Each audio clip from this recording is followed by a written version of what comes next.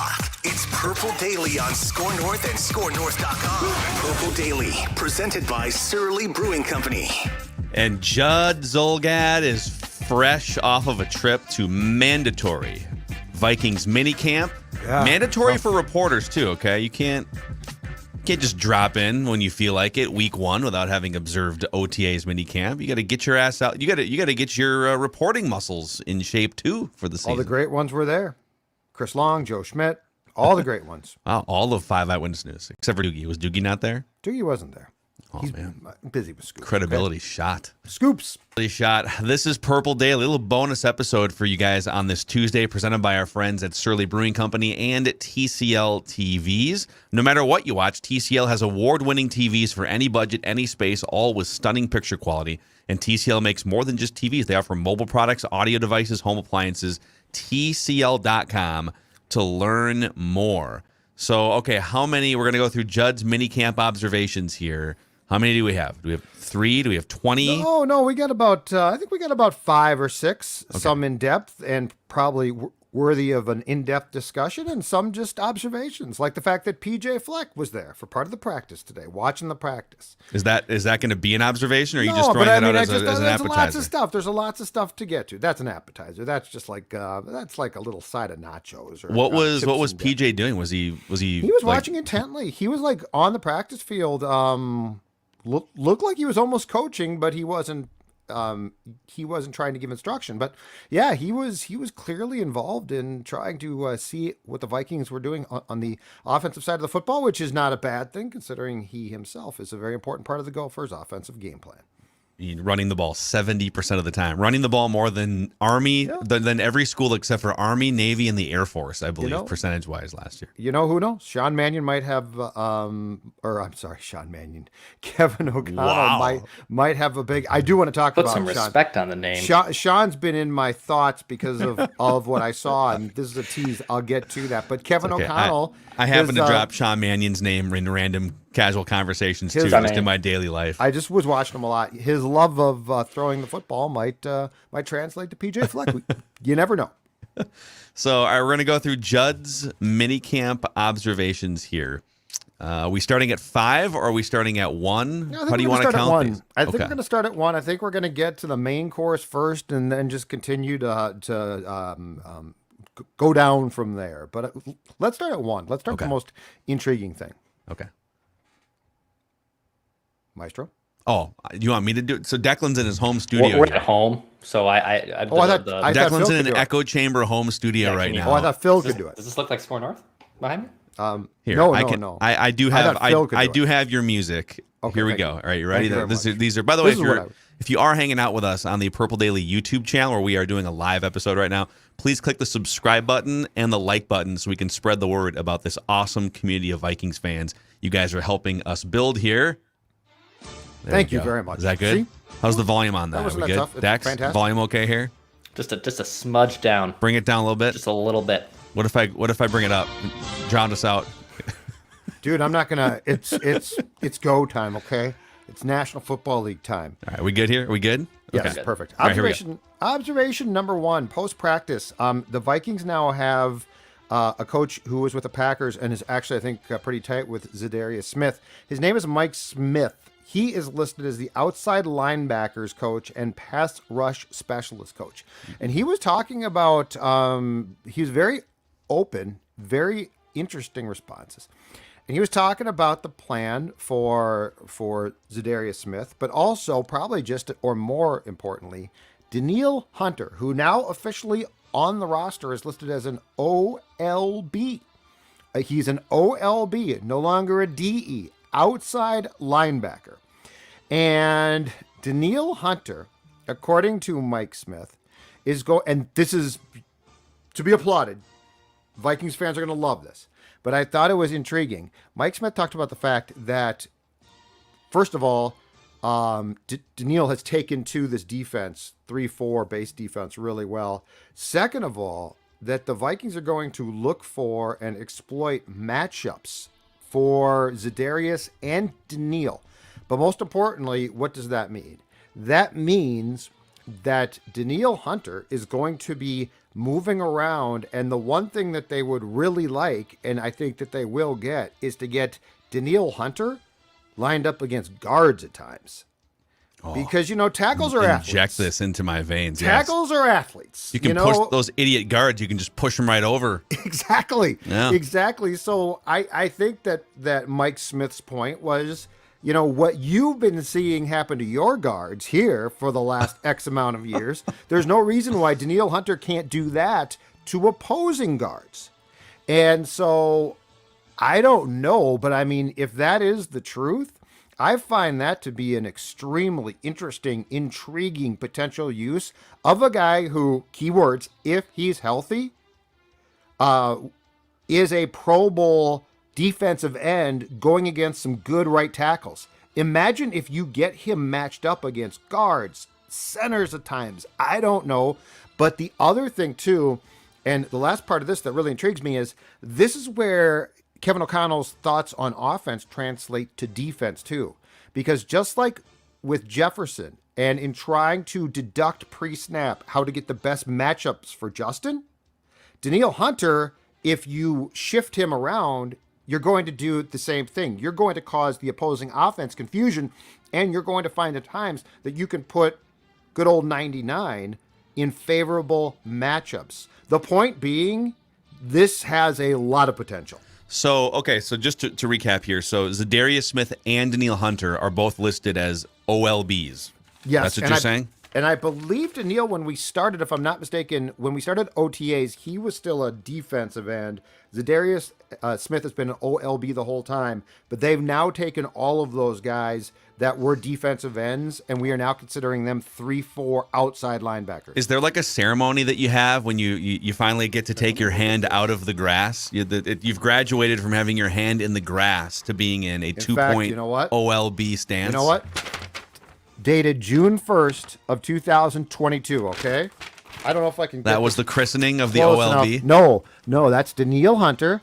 See him right there? What are those handwritten notes? Ed Ingram.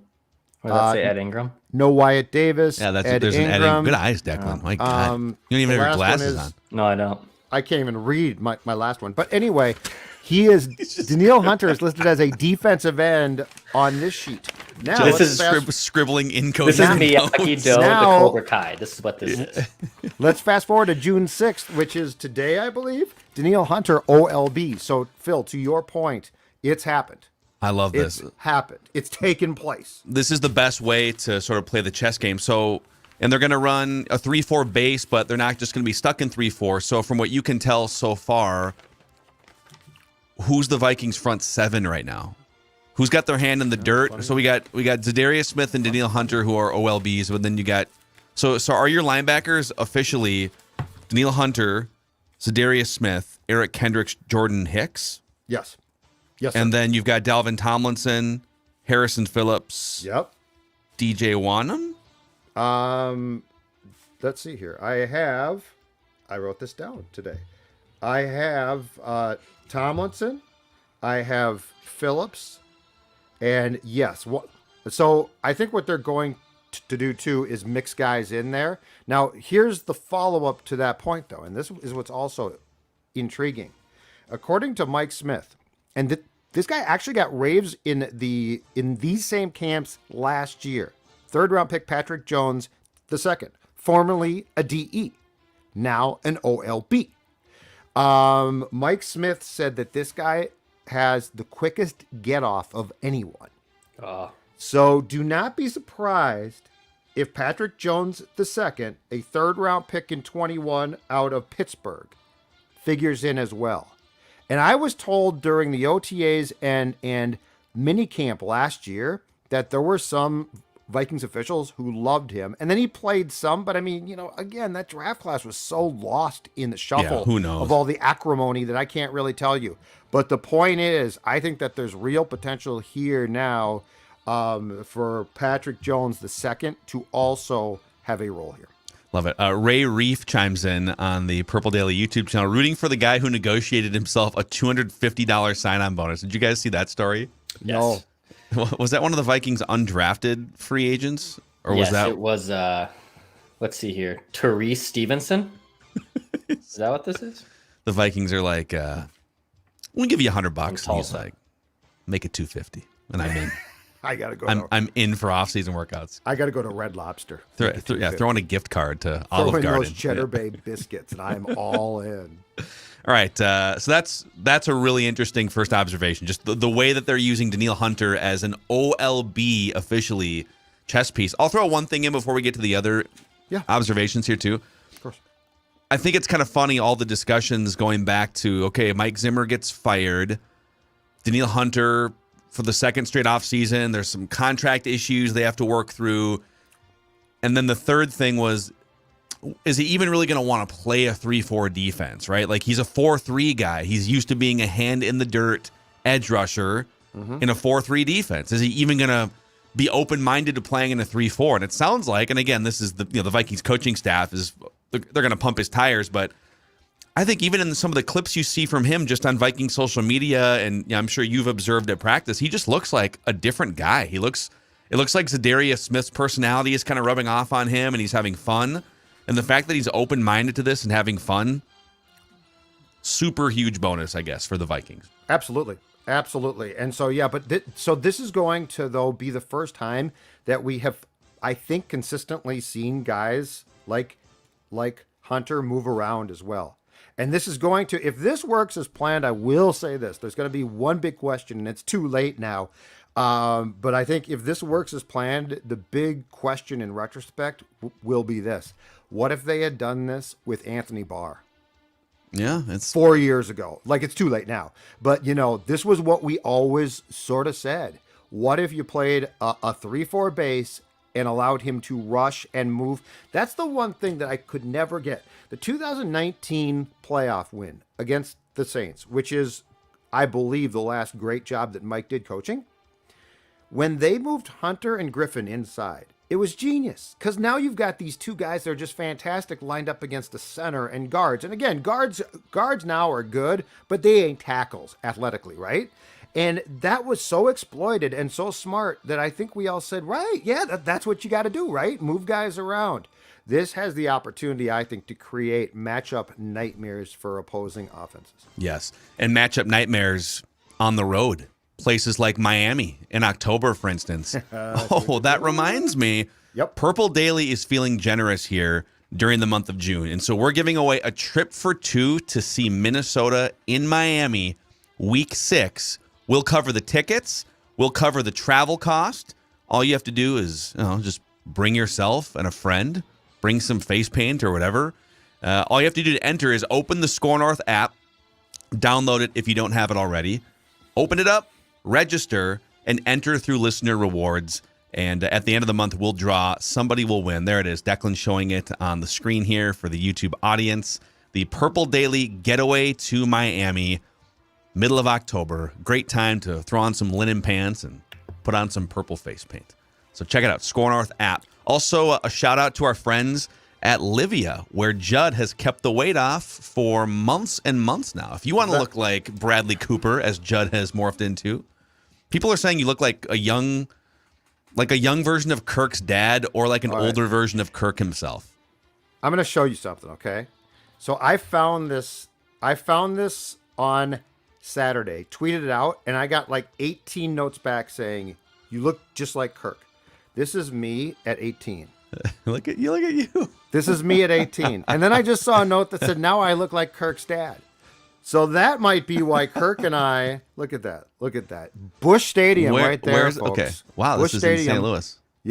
Yes. But that's me at 18. And I seriously got like a bunch of notes back saying, you look just like Kirk. I don't know if I look like Kirk, but but yes. Handsome guy, man. Handsome guy. Much. White teeth. No, I'm saying Kirk is. You got a ways to go still. But Livia's helping quite a bit, though. Yes, down 40 pounds.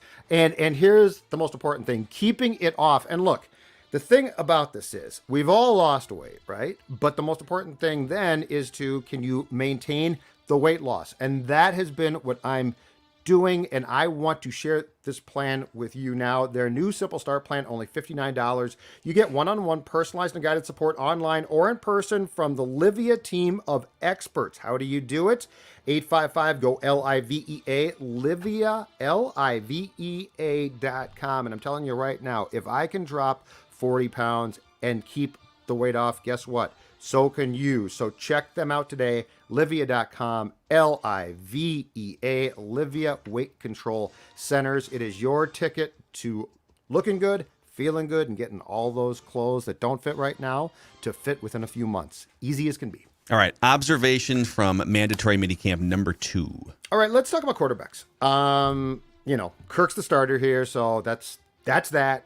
But I want to talk about backup quarterbacks, because I believe after I went to an OT, I think OTA 1 and came up with observations from that, you guys, that I said, I'm a little bit unclear here. Like, Mond's getting some snaps, and it seems like Mond and Mannion are sharing some snaps, and could we have a battle royale for the backup quarterback position with the Vikings? From what I saw today, the answer to that question is 1,000% no. I'm going to tell you right now, Mannion appears to be set as the second guy, no questions asked. And now, could that change in training camp? Absolutely. But here's where I'm a little bit surprised. I'm a little bit surprised that I felt that there was that much clarity in the backup, because KOC is very smart, and like, he's a smart offensive guy. And I don't know if this means that they're not enthralled with what they've seen from Mond. I don't know if this means that Cousins is influencing this a little bit because he and Mannion are tight. I expected it to be a little bit more uncertain about how the depth chart looked going into training camp, but to me, there's no question. It's Kirk 1, Sean Mannion 2, Kellen Mond 3. Okay. Well, God, there's a lot to unpack here. The Kirk influence is a thing, right? Whatever makes Kirk comfortable. But as long as Mannion is in the room, I don't know why he would need to be the number 2 quarterback to make Kirk feel comfortable, right? As long as if Kirk likes having Mannion in the room, studying film with him, guy to bounce ideas off of, why does it matter if he's second or third on the depth chart? He's on the sidelines, like he's around. This is now the second camp for Kellen Mond. He's a 4-year starter who made 48, almost 50 starts in the SEC. And so it wasn't like he was underdeveloped or, he only started for 1 year, and so he's raw. He came in as one of the most experienced quarterbacks you're ever going to find in the best conference in college football, and now he's just third solidly behind Sean Mannion on the depth chart. I don't know. I don't want to overreact here because I'd like to see the preseason play out. And Agreed. And maybe they're making him, much like some of the rookies from this year's class, just earn his way up the ladder throughout the offseason process. I'd like to see what he looks like in preseason games, but if he can't climb Sean Mannion in year 2, I think you can probably flush the idea of him being around long-term as a potential successor to Kirk Cousins. Yeah, and as was pointed out to me today while observing the team drills too, if you're Kwesi and O'Connell and the offensive staff, and you clearly sat down months ago now and watched every 2021 game, and you watch that Packers game, and you think that Mannion should start, I don't think you've got a backup. like you've got a friend of Kirk. Yeah. But I mean that game in Green Bay, I thought at going into that game that Mannion could run a game. Like, that's what I thought. That game against Packers was absolutely a debacle. So look, if Kirk gets hurt, they're probably done. So to your point, it's not like this, oh my God, they're screwing things up. But I am a little bit surprised that with Mond's experience and now going into year 2, that it didn't look like more of a battle. Now, things could change tomorrow, and they certainly could change in training camp. But I just found that intriguing. And I'm not ripping you when you say this, because this is something that teams say and the Vikings have said, that we need a backup that we can trust to just run the offense. That's what I said last year, yeah. Okay, well, he can't. Like, what does run the offense mean? So he can. There's the spitting out of the actual play. Okay, that's the start of it. But no, you need someone in today's NFL to make plays. Mm-hmm. And so if Sean Mannion can't actually make plays, drop back, throw for 250 yards, throw for touchdowns, like drive the ball down the field. He shouldn't be the backup quarterback. If Kellen Mond can't either, then you need to go find at some point someone. Kirk, that's the one thing about Kirk. He's been so reliably healthy throughout his career that you kind of take it for granted that, who cares who the backup is? Kirk's always healthy. Well, you're one hit away all the time. Brett Favre was always healthy until 2010. He got knocked out cold against the Chicago Bears. Now, he was also like 39 years old. That season had gone completely down the crapper, but I don't think you can just assume health. Oh, he's going to play 17 games, so it doesn't matter who the backup is. Right. And not that there's a bunch of dudes just sitting out there without a job right now, too. Like the ship has kind of sailed on finding a quality backup, but if there's anyone available at any point between now and the first week that can step in and actually help you score points in a game more than Mannion or Mond, they should explore that at some point. Yes, and if Mond is truly going to come out of camp and go into the Packers game at 3, then it's probably done. Like he's had a year now. He can work on. I just thought that they would actually wage, and they still might, a little bit more of a competition. Real quick, Anders Swanson Lane chimes in the comment section on YouTube. No. Could KOC be the emergency backup? 3rd round pick by the Patriots, total bust. He certainly could not. 4.7. Can you be a bust if you're a third? He ran a 4.7? Yeah, he ran a. And he's a 40. big guy. Yeah. But I mean, he washed out like Mond. Can you be a bust if you're a 3rd round pick though? Bust is not fair. He was a failure, and right now Mond could be on track to be a failure. And maybe a head coach. Maybe a head coach someday. And maybe coaching's in his seems future. like a great guy, but I mean, I got to call a spade a spade. Yeah. All right. Observation number 3. There are, according to my depth chart here, 12 wide receivers at the mini camp. Okay, but 2 are out. We talked about this last week in OTA observations. Ihmir Smith-Marsette continues to wear a walking boot. O'Connell said last Tuesday that he is done for the off-season program, should be set for the beginning of training camp. We'll see on that one. Somewhat surprisingly, because it was teased that he might be able to take part in this camp after being out for at least the last OTAs that we were allowed into. KJ Osborne remains out. Now, he's walking fine. He looks fine. He's not saying what's wrong with him, so I'm not quite sure. But this actually does present a couple of interesting opportunities. Bisi Johnson continues to get run coming off, I believe it was an ACL last training camp with the first team. The other guy, and I think this was with the second team today, but a guy that made a nice catch, and I think that this team might be pretty high on eventually here. This year, 6th round pick, Jalen Naglor from Michigan State. He made a really nice grab. I don't know if this guy can make it through to the 53-man active roster, practice squad guy, if he can, obviously gets cut at the end of training camp and clears waivers. The point being, though, I think this isn't a kid to keep an eye on, because we've certainly talked about this before. Wide receivers who go in the first round should be absolutely outstanding, but you can find them elsewhere, right? Like, it's not one of those ones where we're like, oh, it's a 6th round. It's a 6th round QB. He's probably going to stink. So I find it intriguing, interesting, and keep an eye on, in fact, I'll find him. Number 83, Michigan State kid, Jalen Naglor, I think, might have some potential here. Yeah, we kind of talked about, a lot of this depends on how many receivers they're going to keep. Is it going to be 5 or 6? That's sort of most teams keep 5 or 6, and the 6th guy would be a punt returner or something. And so JJ is in, Adams in, KJ Osborne's in. Those are 3 locks. Smith-Marsette is in if he's healthy, and they're saying he's going to be healthy for training camp. Unless I'm wrong, I don't see a world in which they just cut a guy who's got that kind of speed and downfield ability. Definitely not. So that would leave 1 or 2 spots for Naglor, Albert Wilson, the veteran they just signed. I don't know, but I think he's probably a camp body. I don't think he's going to make it. I mean, they gave him basically no signing bonus, right? Yeah, I don't think he's going to. And then Bisi Johnson, Camp body. I think so. JJ, Adam, KJ, Smith-Marsette, and then if I'm gonna power rank the other receivers, that's right. I'm gonna power rank the other receivers for you right here. You doing it? I think Naglor might be number 1. Okay. Because he was a guy that this regime identified. Like, he's not a 7th round pick. He's not a 1st round pick, but they identified him and said, let's add this guy to an offensive system we're building here. And then the name escapes me, but is it Hannigan or Hennigan, the Appalachian State or Appalachian State is what Thomas Hennigan. The Easterners are telling me. State. Yes. Yes. So the Vikings have very few guys who can actually return punts, if any, on their roster. And he had like 60 or 70 punt returns. He was very good at it at Appalachian State. Okay. So I think he might actually be 2. And then I would probably put Albert Wilson 3rd and Bisi Johnson 4th on that list. The BC thing's tough. He got hurt. He was a 7th-round pick. He flashed for a couple weeks like 3 years ago, but I don't know. So I don't know if I see it.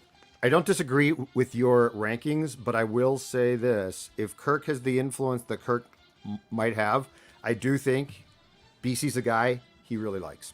Could be. And I'm just telling you, like, because I don't disagree with your assessment. And at the end of the day, if Kirk Cousins steps into Kevin O'Connell's office or Kwesi's office and says, "Guys, listen, I'm not gonna sit here and play hardball like Aaron. I'm not gonna go public and rip the franchise like Aaron Rodgers does with personnel moves." But for that 53rd spot, I trust BC. Yep. Okay. All right. If that makes you comfortable, then it's BC over Jalen Naglor or something, I guess. Oh. So, all right. Observation number 4. Offensive line time. Offensive line. We're it. getting into meat and potatoes. We are going to get into blocking. We're going to get into grunting. All right. The first offensive line that I saw today, and this is shifting around a little bit. It doesn't sound like you guys are blocking right now, by the way. Well, there's a blockage. I'd like to apologize to all of you out there. Number 73 started at right guard, Jesse Davis. So he's battling it out with Chris Reed, right? Couple vets. That's cool. That's good. I want to get into the second team line, though, that I saw to start off with today, because I think this is where it's not that these guys are going to necessarily start or play a big role, but there's one very interesting thing here. All right, the second team offensive line, left to right, left tackle, Blake Brandel. Right guard is number 68, Kyle Hinton. Wait, I'm sorry. Are we on the right side or left side here? Left side. Left side. So, okay, so left guard I'm sorry, left guard. I think I said a right guard. Yes, the left guard is number 68, Kyle Hinton. Okay? Mm-hmm. Now, here's what's interesting. The second team center today was Chris Reed. Okay, and again, that's very interesting. Keep in mind, he is also competing for the first team starting right guard job with Jesse Davis. Or is he? Right, exactly. And that's the question. And the offensive line coach said after practice today, talked about, hey, when training camp comes, these things are going to sort themselves out. Because right now, it 1,000% looks like Garrett Bradbury is being gifted the starting job. But is he? So that's really intriguing here that we're starting to see them ramping up to Chris Reed getting snaps at center. This is how it starts. Correct. You wouldn't just throw him in during June offseason workouts and say, okay, we're going to rotate snaps at center. You'd throw him in with the second teamers, see how he does. How does he lead? How does he call things out at the line of scrimmage? Amen. And then Garrett Bradbury, I think it's Bradbury's job to lose. I think if he plays well in the preseason, they're gonna. It sounds like they're gonna give him a chance, right? Yeah. But they also just declined his 5th-year option, so they're not committed beyond 2022. They don't have to worry about protecting like a year and a half's worth of feelings or anything here. If they feel like second preseason game, he's just getting forklifted off the line of scrimmage, it's not that hard of a decision to move on to the veteran. And we haven't discussed this, but here's the one thing about that position that we don't know, and he's not going to talk about it publicly. But again, assuming that Cousins is being empowered more, which he should be, we don't know what he has told the coaching staff about that spot. Because clearly, if Bradbury is going to lose that job potentially, like Kirk has to say, I really like Reed. Yeah. We don't know that. He definitely is not working with him. But that's another thing. Like it's going to get lost because, since he arrived in 2018, Kirk has never really been empowered before. These guys are going to go to Kirk and say, what do you think? So, like, if he's like, well, Garrett's a really smart dude, and I really like working with him, and Kirk, and Kirk's also, I think, a nice guy, so I don't know that he's going to have the competitive fire to say, Garrett Bradbury can't block for him, right? He would praise both, but praise Chris Reed more and last, right? Yes. He would, both guys this. I feel like Chris Reed this. So who? Okay, give me the right side now on the twos. So to answer Zippin and Zooman's question, I can answer that right now. Second team, and this is when they lined up today for drills. Second team right guard, Ed Ingram. This is very interesting. This is the first time that I've seen him with one of those top two teams. Okay. It seemed to me that previously in the OTAs, I think I got into 3 of them to watch them. It seemed like in those that Wyatt Davis and Ingram were lost in the shuffle. Now he's not. And then the right tackle to round out the line was Oli Udoh, who's been moved back to tackle now. So he's right tackle now. So yeah, so his days as a guard are done, and they should be done. So MIA here is Wyatt Davis going into year 2 is not even running with the twos. He was not running with the twos when I charted that as they began some drills. Correct. Wow. So really, and what they're probably going to keep 8 or 9 offensive linemen, just depending on the number crunch. So you got the 5 starters right now, and Jesse Davis is let's just pencil him in as the starting right guard for now. I think Chris Reed is going to start at center or guard, but for the depth chart purposes, that's fine. Unless you think could Jesse Davis get cut if he doesn't get the starting right guard job? It depends on how guys behind him do. The one swing guy who didn't take part in practice today because I think he was sick was Schlottman. Schlottman is a great Schlottman's another guy name. who could be cut as well. But that's the type of thing where yes, there could be a battle there between those swing guys, and I wouldn't be surprised if one of the two got cut.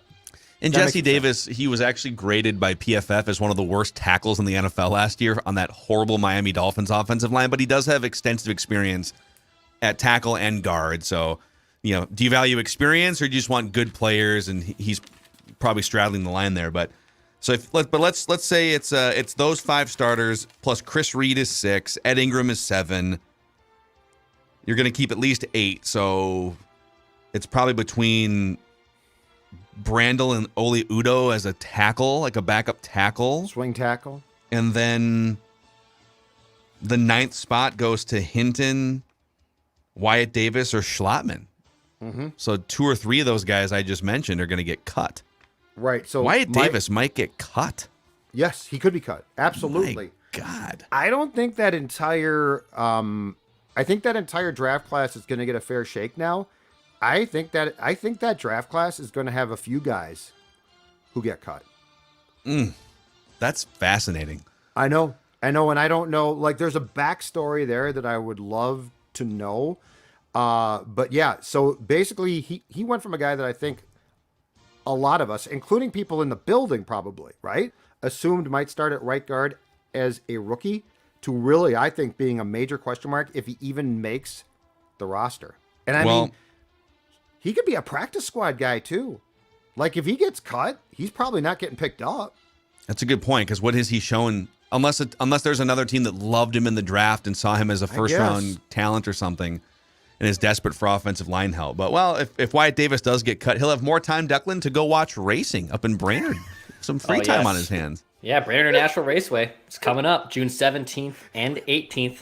It's going to be the experience of a lifetime. Cash prizes are on the line. The No Prep Kings are coming to the Brainerd Lakes area. And what this means is nothing's been done to this track. These roads are untested. They haven't done anything to it. Kids get in free, 12 and under. There's camping and ticket information at BIRMN.com. Brainerd International Raceway. Go on and check them out. Go say hi to Wyatt Davis, potentially. Brainerd International Raceway, BIRMN.com. And before we get to Judd's 5th observation here, too, let's not make this an uncomfortable discussion, guys. I think sometimes, I'm going to be ashamed. If you are suffering from ED, Valley Park Medical Clinic is dedicated to helping men in the greater Minneapolis area. The treatments are surgery-free, drug-free, and non-invasive. And the Valley Park Medical Clinic team is highly trained, which is better than not being highly trained when we're talking about this. Yep. Amen. They'll work with you in a discreet manner and will make you feel at home so you can ask any question in a professional and confidential environment. ValleyParkMedicalClinic.com. ValleyParkMedicalClinic.com. All right. Is this the last observation here? Yep. This is it. Savor it, folks. This is it. Well, you'll have more tomorrow. we're going to go back out there tomorrow, so we'll have more. But Well, yeah, but I mean, this is the last one for today. And now keep in mind, Kevin O'Connell didn't talk after practice today. He's going to tomorrow. So there are updates to come here. But I will tell you what I saw. So this is assuming nothing, okay? I saw a note. You all are assuming too much. Well, I'm giving you observations. I was out there. what first of all, like, what's wrong with making assumptions? I don't know. But I'm That's assuming half the fun of being a nothing. sports fan. But I'm also wrong? telling you what I saw. I'm also telling you what I saw out there today. And what I saw out there today, and this might be concerning, it might not be. But for the first time, I think that we've been allowed to watch the Vikings practice in this spring. Irv Smith Jr. was doing a lot of work off to the side. So he's been incorporated into team drills more and things like that.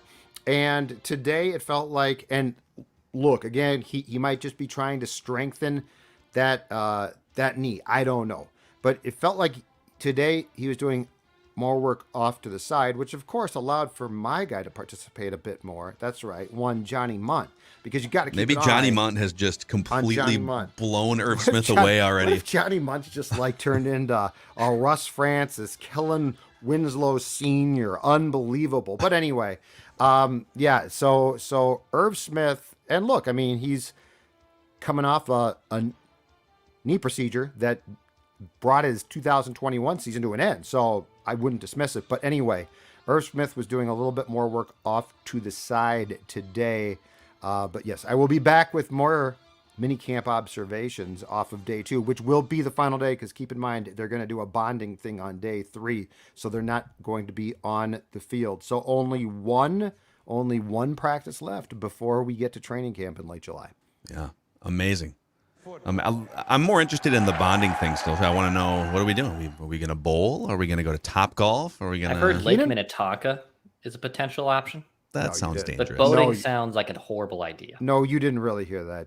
I just saw it on people were throwing it out because we talked about it on the last Purple Daily episode. My People guess said, is "What that's about-" my guess is that's a joke off of the Alan Almas cruise. That's what that would be. It's been I don't know. it's been 17 years, No, and you might as well no go one's back. ever gonna Go forget back it. to the waters. These guys weren't even hardly alive when that Well, happened. you know what? Now they're young men in the prime of their lives, and I ain't putting them on a boat on the lake. You can say a lot of things about the 2005 Vikings, but they were a tight-knit group after that experience.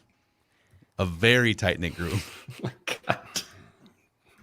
I got nothing. They got to know each other very, very well you know what? during Thanks, the bye French. week. Thanks, if French. you know what I'm talking about. Bryant McKinney, Dante Yeah. Culpepper, Mo Williams. Who was it? Meweldy Moore, who was asked about? Was he the one that said six? I didn't see. I'm six. engaged. Yeah, That was Moeldy, but Mo is the one who testified in court. I brought my mom to strip clubs before. It's not that big a deal. that's amazing. Oh man, Mo's poor mom. did you guys see real quick this quote from Steve Belichick that came across today? I saw you retweet it. Yeah, it's hilarious. So he was on, I think it was, he was on a podcast. Chris Long. He was on Chris Long's podcast, former NFL player. And I haven't heard the clip, but the quote is, "We have a saying around here," and I should do the Steve Belichick voice, but we have a saying around here. Once you get to the playoffs, only one plane lands, and everybody else crashes and burns in the ocean. Football. It's very dour. I love it. Steve Belichick. It's true, though. It's true, man. Only one plane Crashes. gets to land. It's like Top Gun. Burns in the ocean. It's like Goose. Easy. The rest of the teams are Goose. Talk to me, Chargers. Talk to me. Talk to me, Patriots. Talk to me, Bucks. Amazing. Talk to me, Surly. Oh, yeah. So I told you before, 2 weeks from today is the summer solstice. That's right. Summer is going to be here. And you know what? We are declaring this on PD and Score North. We are declaring this the summer of Surly. It rolls off the tongue perfectly. For me, for instance, it is a Furious. For you, it might be something different. It might be a summer beer, but that's what makes Surly Brewing so good, is they have so many fantastic options. So I encourage you, starting today, heck, jump the gun, it's fine. Begin to celebrate the summer of Surly in the proper way. And then, once you're doing that, of course, show us your cans on Twitter.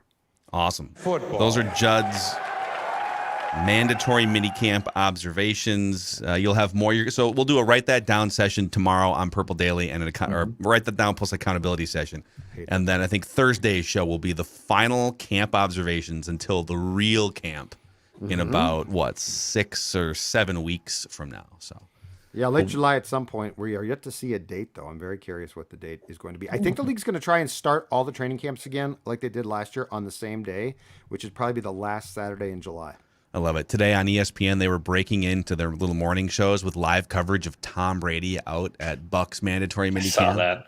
Great. This may be the last time we see Tom Brady at a minicamp in June. Savor it. Before he goes to Fox and makes $8 billion. Yeah, exactly. Football. All right, guys. See you guys Great tomorrow. stuff. Purple Daily. We just want the Vikings to win a Super Bowl before we die.